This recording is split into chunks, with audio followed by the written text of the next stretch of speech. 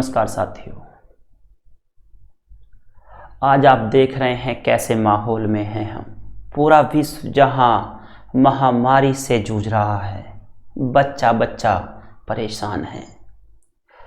हालात ये बन गए हैं कि मनुष्य नरभक्षी हो गया है। लेकिन फिर भी दोस्तों, अगर सभ्यता को या संस्कृति को साथ लेकर के चलते हैं, फिर भी अगर देखा जाए तो मनुष्य से बड़ा विद्वान इस संसार में नहीं है। लेकिन दोस्तों, आज जो हम देख रहे हैं, हमारे चारों तरफ ये घटनाएं घट रही हैं, जिनको लेकर के आहत हुआ हूं, आप भी हो रहे हैं, आप भली भांति समझ रहे हैं। जितनी ये घटनाएं आपके बीच आज घट रही हैं, अगर वो काश आपके साथ घट गई होती तो उसका दर्द कितना होता, इसको समझना जरूरी है। मेरा सवाल करना जब जरूरी हो जाता है, जब एक माँ की बेटी को, वो 5 साल की बच्ची को जब दरिंदों के हवाले कर दिया जाता है, दरिंदे उसे ले जाते हैं और उसके साथ कई रोज़ बलात्कार करते हैं और फिर कहते हैं कि अपनी बच्ची को आंचल में छुपा के रखेगा, कहते हैं कि अपनी बहू बेटियों को अपने घर में छुपा करके रखिएगा। जब बहुत सारी बातें अपनी हवस को मिटाने के लिए महिला को दोषी बनाया जाता है, महिला कहाँ तक इसको सहती रहेंगी दोस्तों। जब कहना जरूरी हो जाता है, जब देश की सरकार गूंगी बहरी हो जाती है, जब कहना जरूरी हो जाता है, जब पूरा मीडिया इस बात पर पर्दा डालता चला जाता है, जब कहना जरूरी हो जाता है दोस्तों, जब आप जैसे साथी, हम जैसे साथी निकल के बाहर आते हैं और माध्यम को चुनते हैं और माध्यम के बारे में बताने का प्रयास करते हैं, बताते हुए आप देखते हैं कि आज हम किस दौर में आकर खड़े हो गए हैं, किस जगह पर आकर खड़े हो गए हैं।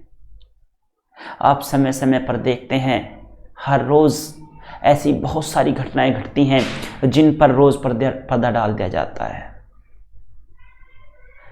आप जानते हैं मैं किस विषय में बात करने वाला हूं, किस बात को कहने वाला हूं, आप भली भांति जानते हैं। हाथरस कांड को आपने याद किया होगा। आप देखते हैं कि हाथरस में एक गरीब की बेटी के साथ बलात्कार किया जाता है।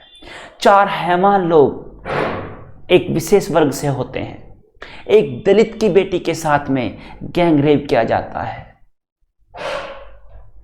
उसके प्राइवेट पार्टों को क्षति पहुंचाई जाती है, उसकी जिह्वा को काट दिया जाता है ताकि वो अपना बयान ना दे सके, किसी को ना बता सके कि किसने ऐसी दरिंदगी की है। उसकी रीढ़ की हड्डी को तोड़ दिया जाता है कि वह अपनी आवाज ना उठा सके, और वह लड़की अपने माँ बाप के आंचल को छोड़कर 14 दिन की जंग जीतती है, लड़ाई करती है, अपने जीवन से संघर्ष करती है, और उसको जो जंग के रूप में प्राप्त होता है वह उसे मौत का घर मिलता है। वो 14 दिन तक मौत से जूझती रहती है और एम्स में जाकर के दम तोड़ देती है। इस देश की सरकार, राज्य की सरकार चुप्पिया साधे बैठी रहती है, कोई भी सामने आने के लिए तैयार नहीं होता है। मीडिया को सामने लाया जाता है तो वो भी आगे आने के लिए तैयार नहीं होता है। आप देख सकते हैं किस दौर से हम गुजर रहे हैं। उस गरीब की बेटी को, जो दलित समाज में बाल्मीकि समाज से बिलोंग करती है, उस बेटी को एम्स से निकालकर, हॉस्पिटल से निकालकर सरकार के इशारों पर नंगा नाच खिला जाता है और उसे उसके गांव ले जाया जाता है। उसके परिजनों से उसे मिलाया भी नहीं जाता। क्यों? आखिर क्यों नहीं मिलाया जाता उसे? उसकी गलती क्या थी? उसके घर वालों की गलती क्या थी कि वो अपनी बेटी का चेहरा भी नहीं देख सकते?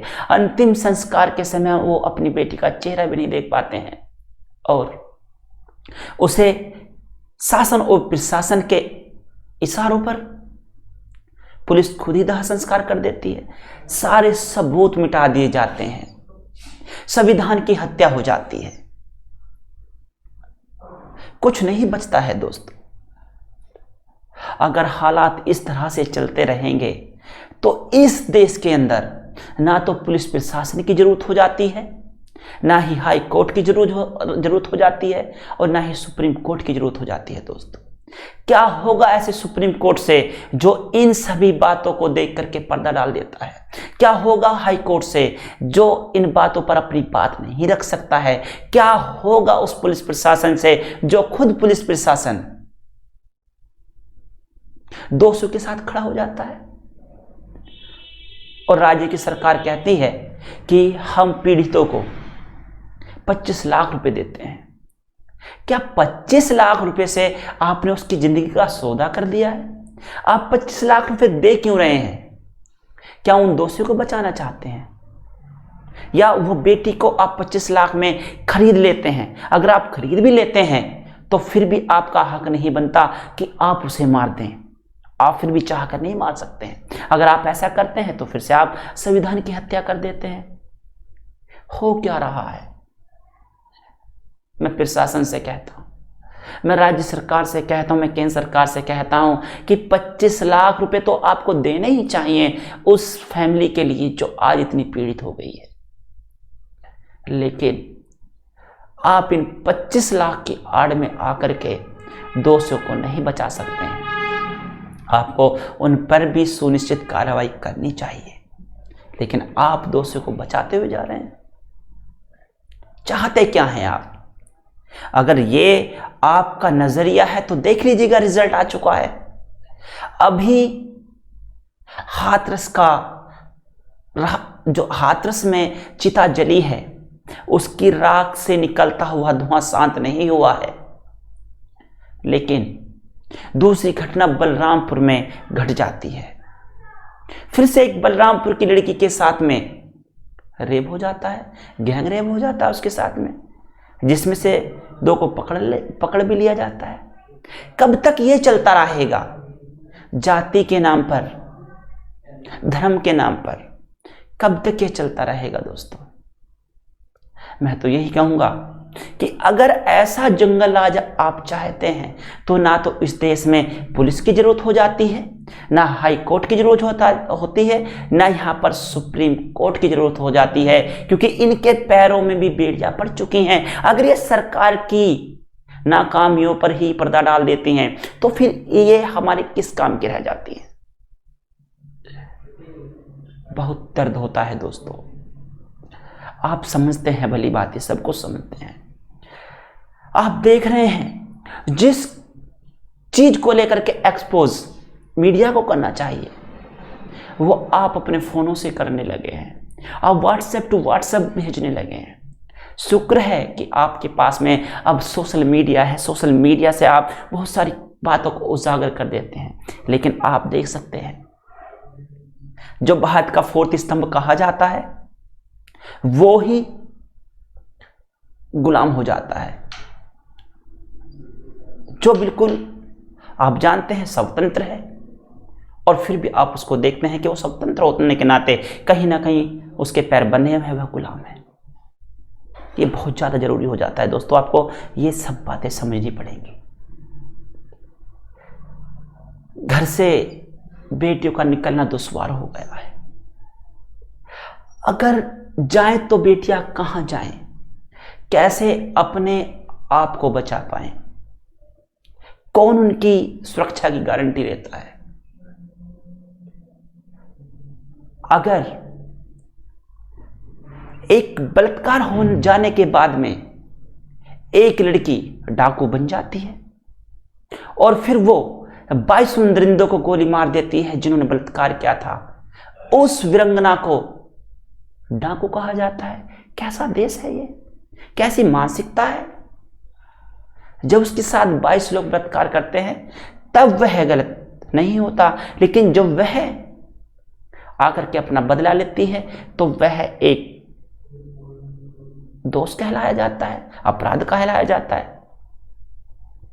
आप देख रहे हैं सबसे बड़ी बात यह भी होने लगी है दोस्तों, आप आए दिन रिपोर्ट देखते रहते हैं, जब बात आती है हिंदू मुस्लिम की तो आप देखते हैं अनुसूचित जाति हैं, अनुसूचित जनजातियां हैं, ओबीसी हैं और जनरल हैं, सब इकट्ठे बता दिए जाते हैं कि हिंदू धर्म है। तब हिंदू हिंदू कह करके आपको जोड़ लिया जाता है।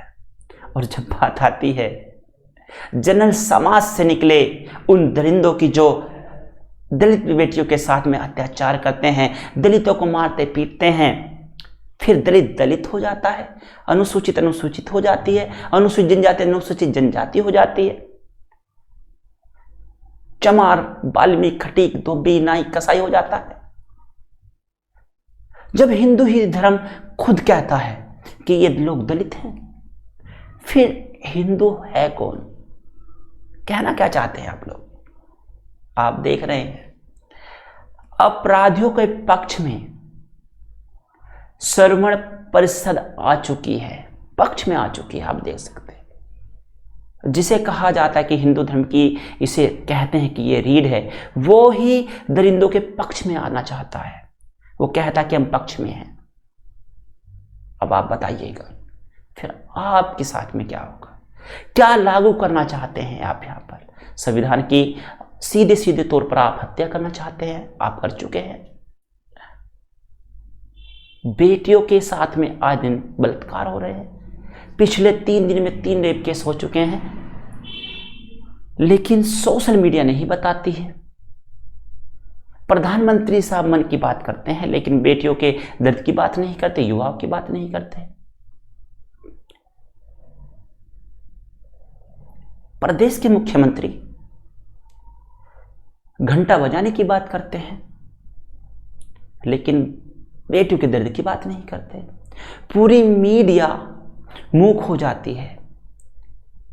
अगर कंगना रावत का मकान टूटता है तो उसको दिखाया जाता है सबसे बड़ी खबर, लेकिन जब दलित की बेटी के साथ में गैंग रेप होता है, पूरा भारत देश लगा होता है उसको न्याय दिलाने के लिए, तब मीडिया कुछ नहीं कह पाती है। दोस्तों, निर्भया श्रवण होती है तो पूरा देश खड़ा हो जाता है, उसे विदेशों तक ट्रीटमेंट के लिए पहुंचाया जाता है। और जब बात आती है दलित बेटियों की, तो उन्हें उनके माता पिता से भी मिलने का हक नहीं होता है, उसका दाह संस्कार कर दिया जाता है। ये बड़ी समस्याएं हैं दोस्तों आपके सामने। आपको समझना होगा, आपको जानना होगा, आपको अच्छा करना होगा, अच्छी सरकार को चुनना होगा। हम कहां आ गए हैं चलते चलते और कहां हम पहुंच गए हैं, यह आप भली भांति जानते हैं। ये समय विषम परिस्थितियों का है, जंगल राज का है। आप सशक्त हो जाइए, आपको लड़ना होगा, अपने अधिकारों को जानना होगा, संविधान को बचाना होगा। आज आपका संविधान खतरे में है दोस्तों। आप अपने बच्चों को, अपनी बेटियों को मार्शल आर्ट सिखाइए, बॉक्सिंग फाइटिंग सिखाइए, ताकि वो कम से कम दरिंदों को जवाब दे सकें। ये जरूरी है दोस्तों।